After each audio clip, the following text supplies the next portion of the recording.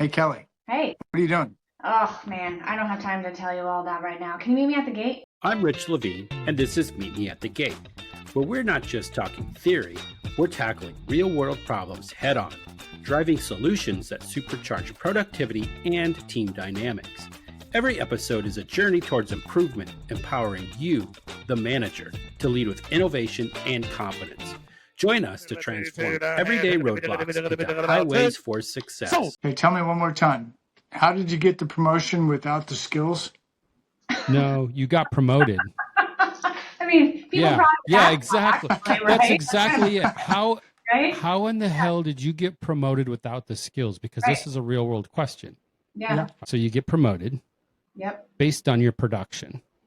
But then when it comes down to managing or leading people, the skills that got you promoted are not the skills you need any longer. Or even the skills that you need in order to get promoted, you don't have. Like, how do you get the experience in order to lead people if you haven't done it before? Where it's like, Things that make you go, Well, okay, so let's help me get more focused. So give me an example. Okay. Like, are we talking about a detailer? Or are we talking about? Okay, anybody. So let's start with at the auction check-in. So you're working in check-in and you're really good at getting cars checked in. You're fast, you're accurate, you're thorough, you're diligent, you're really nice to the customers. You got all these things going in order to help you, quote unquote, produce. Okay. And you're the best of the best when it comes to check-in. So all of a sudden check-in manager resigns, quits, gets fired, exits the organization, and the general manager comes out and says, "Hey, Ty, you're really good at checking in cars. You've done all this stuff. Here's the keys to the check-in department. You're now in charge of check-in." What do you do? Well, me personally, what would I do? Yeah, you or anybody. Give us some advice. What would you do? What has happened? What's your Well, past I don't know about me experience? personally, but I think it was like a normal human being. The first thing would be like, well, what kind of money are we talking about? Are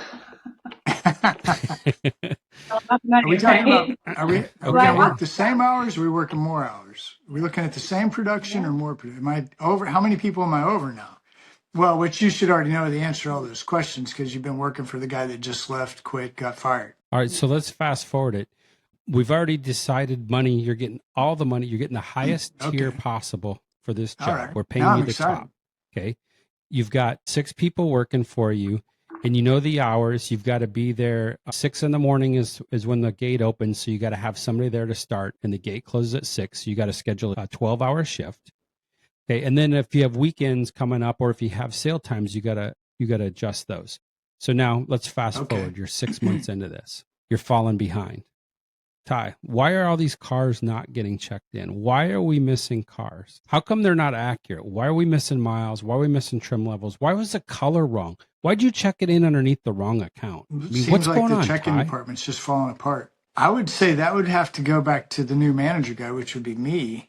I'm probably not building a culture that is consistent with the way that I did it. I was better just operating on my own because I didn't have to manage anybody. It turns out I'm not a manager. I'm just the check-in guy, and I do really good at that. So it's your fault for hiring me. You know what? You're basically you're spot on because 90% of the people do not have leadership skills built into them.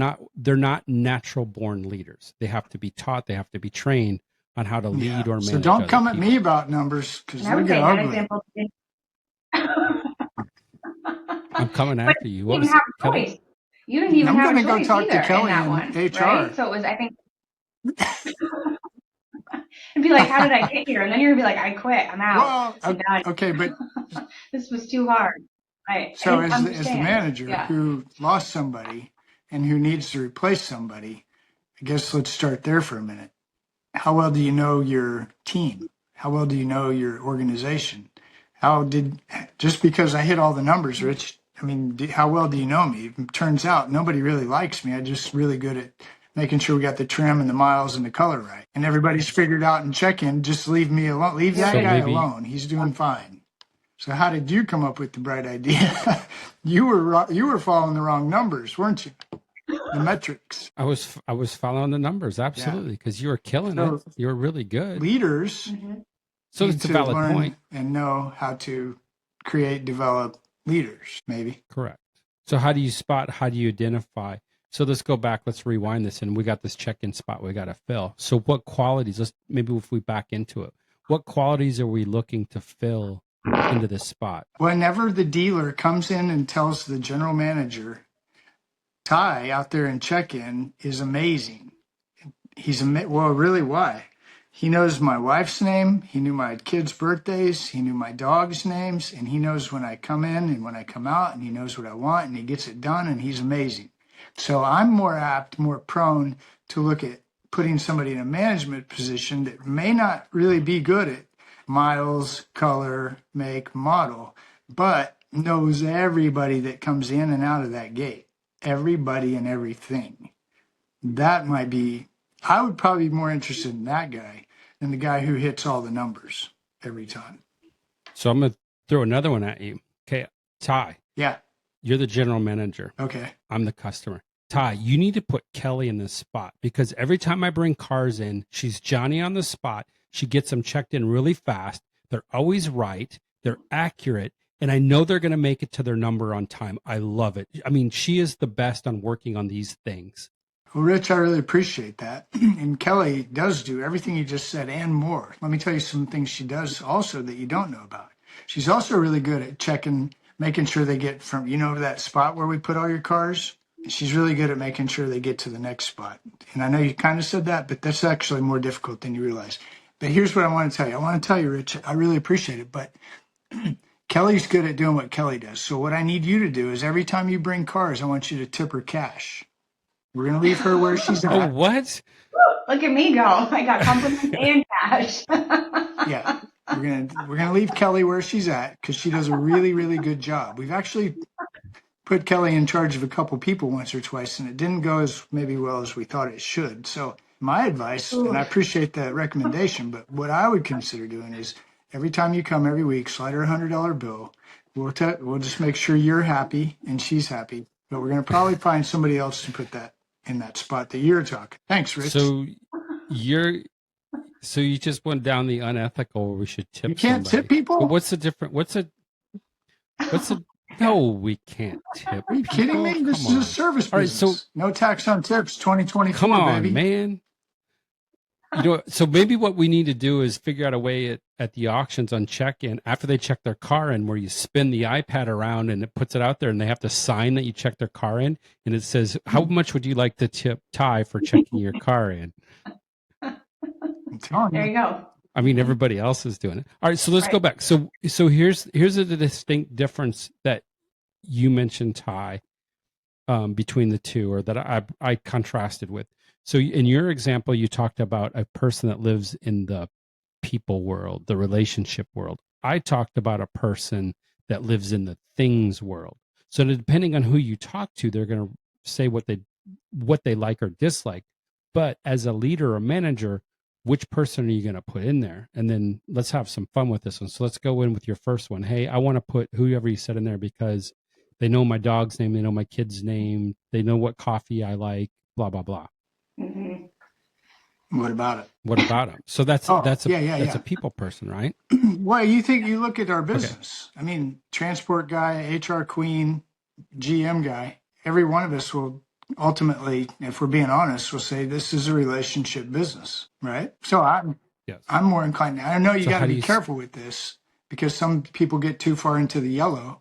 Is that right? The yellow, the party people, they're more interested in partying all the time than actually getting stuff done. So now you got to be a little bit careful. But as a manager who has a team, you should know maybe the guy who just has way too much fun isn't the right person. But in general, I think it's safe. I would want somebody who's interested in relationships to fill that spot. Right. Developing the team, right? You develop the team, you understand what they want, where they want to go, right? And you know to keep the person that's focused on the things and that's really good at what they're doing, focus there. Or you can ask the questions, hey, do you want to develop and grow? I think sometimes we move people into leadership roles just because they are really good and they don't know what they're getting into. And everyone, I think people think that they can advance only by taking on leadership roles, right? So I think they get in sticky situations because there might not be a career path otherwise. That's a good point. That is a very good point. And where I think I see this happen more often than not, we started with check-in, but let's go to sales. Mhm. Seems to happen on the sales team a lot. You got somebody who's really good because they're in a lot of relationships, and then go out and then get a lot of cars brought into the auction. Hey, Yeah. Ty, you're great. You've been bringing us consistently 300 cars a week. You're selling 200 of them, so that's 800 a month. You're awesome. Here's the keys to the sales team. You're now the sales manager. No, it's really dangerous because Like, eh, you see this a lot in the car business, especially used car business. This is a big topic there. I don't know how much it is in Absolutely. the auction, but based on the stories and real life experiences I've seen and heard and watched in the used car world, that's probably the most dangerous move a manager could make, taking the number one sales guy and turning him into a sales manager. I mean, Yeah. The used car manager or 9 the times out of general 10, that sales doesn't manager. work out very well for anybody. My experience. Perfect. You just hit the number 9 times out of 10. And Yeah. that's probably because 90% of the people are not natural born leaders, and the skills that got them promoted, production, are not the skills they need to lead people, relationships. Well, when you start talking sales, go ahead. And well, I was going to say, and just because you're good at relationships doesn't make you a good manager, and just because you're good at production does not make you a bad manager. So somehow you got to come up with a little bit of balance, and that's where I start getting into the difference between managing and leading. And simply put down, you manage things, inventory, cars, stuff like that, paper clips, and then you lead people. You don't lead cars. You don't lead the inventory. But a lot of people use the term interchangeably. Oh, he's great at all these numbers, getting all these cars sold. He's going to be an awesome manager. First question is, how are you with people? right. Well, I think there's another question too of what motivates that person. So when you're talking about the sales team member that's the highest salesman out there, what's motivating that person? Is it, let's say it's money, it's bringing all of the cars in. Is that going to be the same when it's leading people? The same motivator? Probably not. Probably not. They probably have something where they see the numbers go through and they're like, if I hit my number, if I sell 200 cars this week, I'm going to hit my commission. I'm going to be able to buy that new sports car I've been wanting that's been sitting at my favorite dealers a lot. They've got something like that. A lot of them are tied to money. Yeah. I would say so. The dopamine rush. And you think about like people that are really good at sales, like you just described, they're probably not the best at organization, keeping track of things. They like it's all they can do to keep track of their 200-300 cars, and sometimes that's a challenge.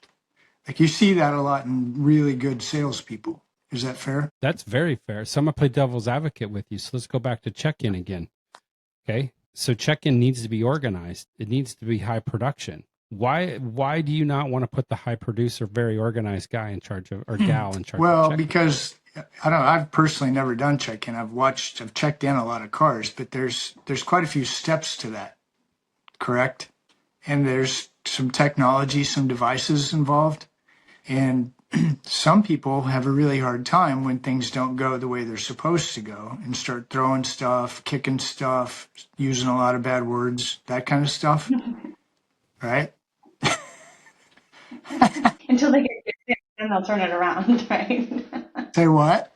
Until they get their tips, good tips, then they'll turn it around. Slide me some cash and we can do a better job. But my point is that, okay, you take the guy who hits all the production, like you just said, Rich, and put him in charge.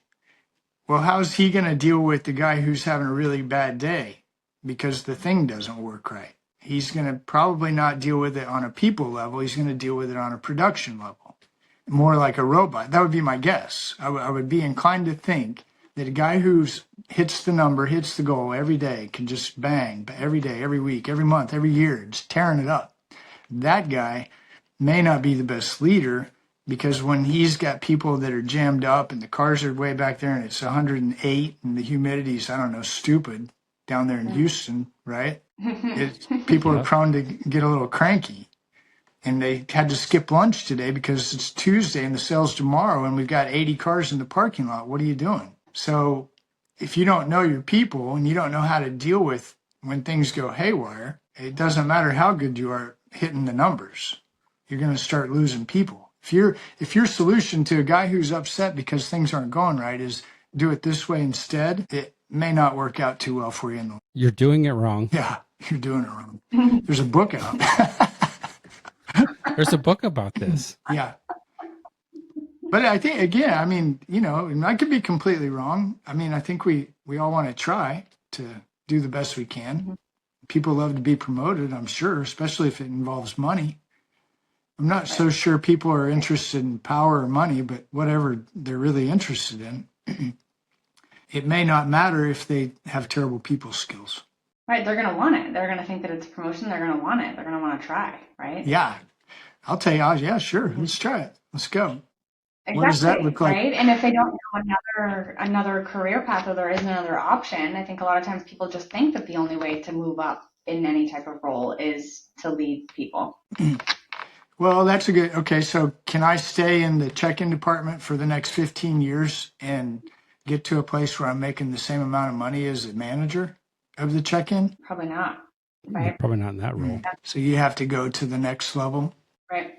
So maybe you got to go somewhere that's a little more challenging. Maybe it's condition report writing. Maybe it's lot operations as a lot ops. Well, I'd almost be manager there, because a lot of those entry level jobs are the same. You're going to have to step up and become at some point I think you're going towards that is become a leader, become a manager, have some more support, or get into a sales type, or maybe learn how to become a mechanic and you're paid off of production, or a body shop guy, or a PDR guy, learn a skilled trade. Right. Transport. Yeah. Transport. Chad, what is it you do again? Transport. Man, we made it 18 minutes in. No. Kelly, we got this new thing going lately. I blew it on purpose. How long? in the beginning. How far can we make it into the podcast before Ty talks about transportation? We did pretty good today. No, I made We sure I did did it in the awesome very today. beginning. I got it out right in the Did you? You did not. I'm cutting it That's what out. I'm saying. Yeah. I gotta win the over under. This is rigged. It's a rate.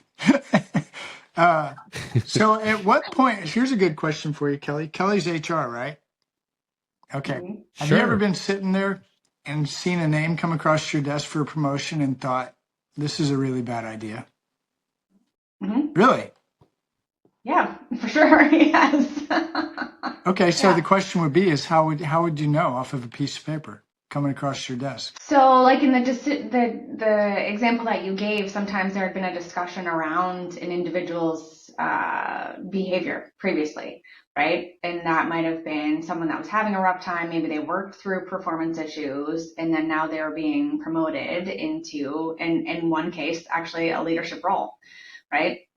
So a person had performance issues, again, worked through it to an extent. Their leader thought that they were ready to move on and be in a leadership role themselves. And it was hard because they were performing in their duties. So it was very similar to this, performing in their duties. But the rest of the team members that they would be leading, they didn't have the respect of those team members. So it ultimately didn't work out. That opened up a whole new conversation, Kelly. Team members and respect. Whoa. Yes. So Yeah. you had a background. You may not have been there in the daily, but you had some history because you're HR, because you have a file, and in that file on that person is notes. Yeah, this was because of the type of people and culture work, like being a business partner, you talk to the leaders and like, how's your team doing? How's each team member, who's doing well, who's not doing well, who's struggling, right? There were specific performance issues with this individual, so we had to talk through that. So I was aware because I had a pulse on what was happening in the business. So next question is so did somebody came to you and said, hey, Kelly, by the way, what do you think about this move? Or did they just shove it through? Yeah, they came and they asked. So we talked about it. Oh, Yeah. okay. That was Yeah. good. Okay. Well, that is good. That's amazing. Yep. So somebody asked for your opinion. You gave it to them. I said, ultimately, it is up to you if you feel confident. It's your team. If you feel confident that this individual is ready to lead, we will go forward, but we'll just stay close and continue to monitor the situation. How did it work out? Not well. So just walk us through, why did it not work out? Just Because they didn't have the skills, right? I mean, we did that before. They didn't have the skills in order to lead the team. They didn't have the respect. There were behavior issues where they were not getting along with their team members. So at the end of the day, they didn't know how to motivate their team to all be successful. And so that was the barrier that it caused. I will use the word like altercation, but it wasn't like a fight. It was just like an arguments. And as a leader, you can't get in arguments with your team. So you have to be able to collaborate and partner with them. And that individual did not have the skills necessary and just was promoted above where they should have been, unfortunately. How long did it take to figure that out? 3 months or 6? I would say probably 6. Yeah. Yeah.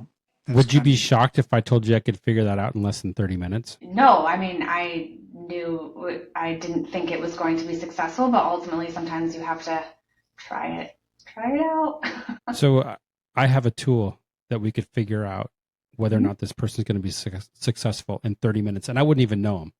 All I have to do is give them the DISC and 12 driving forces assessment, and it's going to come back and it's going to tell me their personality type, which 4 they might fall under. It's also going to pull back the 12 driving forces, of which there's 6. And everybody's like, wow, what's 12 driving forces? That's what motivates you. That's your motivators. And they're deadly accurate.